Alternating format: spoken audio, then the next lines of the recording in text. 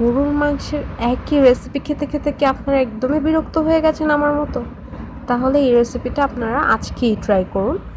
আর অবশ্যই ট্রাই করলে কমেন্টে জানাবেন কেমন লেগেছে। আমার কাছে তো এটা একদম ফাটাফাটি লেগেছে। আর এটার যে টেস্ট সেটা নর্মাল সময় রান্না করা গরুর মাংসের থেকে অনেক বেটার ছিল। তো চলেন আমরা রেসিপিতে চলে যাই। আমি এখানে ১ কেজি গরুর মাংস নিয়ে নিয়েছি। আর এখানে দেখতে পাচ্ছেন আমি একটা হাড় নিয়েছি, কিছুটা চর্বিসহ মাংস নিয়েছি আর কিছু মাংস নিয়েছি। এবার এটাকে ভালোভাবে ধুয়ে নিতে হবে। আর এখন এটার মশলা প্রিপেয়ার করে নিচ্ছি। মশলার জন্য আমি দিচ্ছি ৪-৫টার মতন কাঁচামরিচ।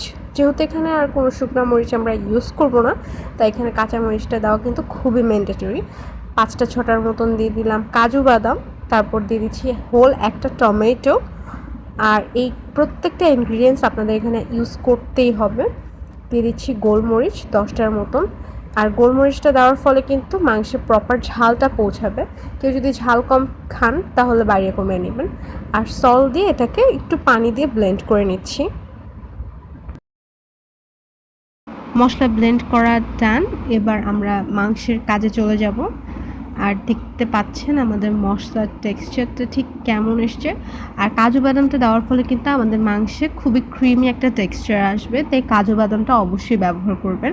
কাজু বাদাম না পেলে হাতের কাছে থাকা যে কোনো বাদাম নিতে পারবেন, তবে কাঠবাদামটা ব্যবহার করতে যাবেন না। এবার আমি পেঁয়াজ ভেজে নিচ্ছি। পেঁয়াজটা ভালোভাবে ভেজে বারিস্তা হয়ে যাওয়ার পরে আমি এটাকে উঠিয়ে নিব। তারপরে অন্য আরেকটা কড়াইয়ে আমি পেঁয়াজ ভেজে নেওয়া তেলটাই এখানে ইউজ করছি।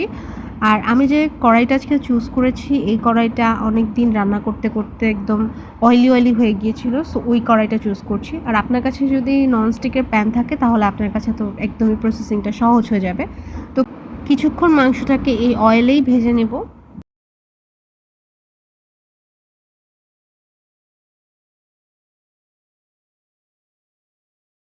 এখানে ২টা দারচিনি আমি মাঝখান দিয়ে ভেঙে অ্যাড করলাম। তো যে দেখতে পাচ্ছেন মাংসের পরিমাণ যেহেতু বেশি না, সেহেতু মশলাগুলো কিন্তু কম ব্যবহার করতে হবে। আমি পরিমাণটা আপনাদেরকে বলে দিব।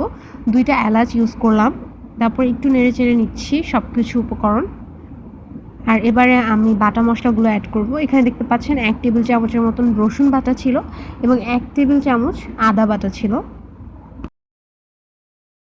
তো আমি এখানে আদা এবং রসুনের পেস্টটা অ্যাড করে দিচ্ছি। তারপর এখানে দিচ্ছি জিরার পেস্ট। যদিও এখানে জিরা পেস্টটা দেওয়া একদমই অপশনাল। আমরা এখানে একটা মশলা ইউজ করব যেটা স্পেশাল মশলা। ভিডিওর শেষে আমি আপনাদেরকে বলে দেব কীভাবে কী করেছি মশলাটার। এখন আমি আপনাদেরকে জাস্ট বলে রাখলাম যে এখানে একটা স্পেশাল মশলা ব্যবহার করতে হবে।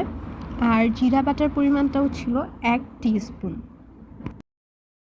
স্বাদ অনুযায়ী লবণ দিয়ে দিচ্ছি। আর মনে রাখবেন লবণটা কিন্তু আমরা মশলা পেস্ট করার সময় দিয়েছি, তাই বুঝে ব্যবহার করতে হবে। এবারে আমাদের তৈরি করে রাখা মশলাটা দিয়ে দিচ্ছি, যেটা আমরা টমেটো, কাঁচামরিচ, বাদাম এবং গোলমরিচ দিয়ে করলাম।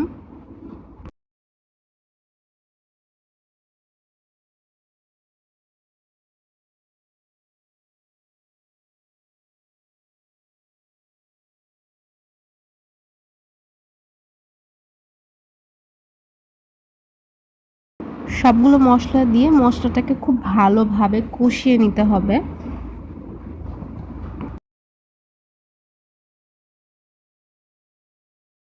আর পারফেক্টলি মশলাগুলো কষানোর পরে আমরা এখানে অ্যাড করে দিব টক দই।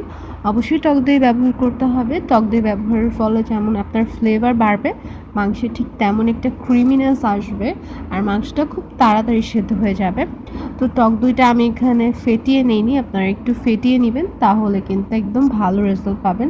এমন ফাটা হয়ে যাবে না। যদিও এই জিনিসটা একটু পরে থাকবে না, আমি অনবরত নাড়াচাড়া করব। টক দইটা দিয়ে অনবরত নাড়াচাড়া করতে করতে মশলাটা কষিয়ে এসেছিল আর মশলাটা তেলও ছেড়ে দিতে শুরু করেছে। সেই পর্যায়ে অ্যাড করে দিলাম কোরিয়ান্ডার পাউডার। আস্ত ধনিয়ার দানা আপনারা বাসায় নিয়ে এসে একটু কড়াইয়ে গরম করে ব্লেন্ড করে নিতে পারেন, তাহলেই আমাদের এই রান্নাটা করার জন্য স্পেশাল মশলা রেডি হয়ে যাবে। সব উপকরণ একসাথে একটু নেড়ে চেড়ে পানি দিলাম। আমি এখানে টোটাল ২ মগের মতন পানি ইউজ করেছি। আর মশলাগুলো ভাজার সময় পর্যন্ত আর এতক্ষণ পর্যন্ত আমার চুলায় আঁচ ছিল মিডিয়াম হাই। তবে এখন আমি আমার চুলার আঁচ একদমই লো করে মাংসগুলোকে সিদ্ধ করে নিয়েছি। কিছুক্ষণ পরে দেখতে পারবেন এরকম কালারটা চেঞ্জ হয়ে গিয়েছে। তো সেই পর্যায়ে আমরা এখানে দিয়ে দিব পেঁয়াজ বেরেস্তা, যেটা আমরা শুরুতে করে নিয়েছি।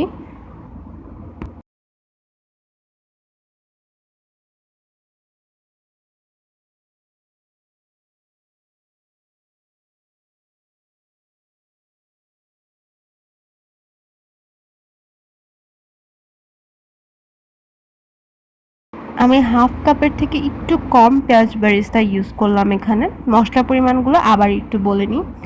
1 টেবিল চামচ আদা বাটা, 1 টেবিল চামচ জিরা বাটা, 1 টেবিল চামচ রসুন বাটা এবং 1 টেবিল চামচের থেকে একটু বেশি আমরা কোরিয়ান্ডার পাউডার অ্যাড করেছি। আর মরিচ দিলাম 4টা, কাজু বাদাম দিয়েছি 5 থেকে 6টার মতন, আর একটা হোল টমেটো ইউজ করেছি, আর দিয়েছি গোলমরিচ, আস্ত গোলমরিচ একসাথে সব কিছু ব্লেন্ড করে নিয়েছি।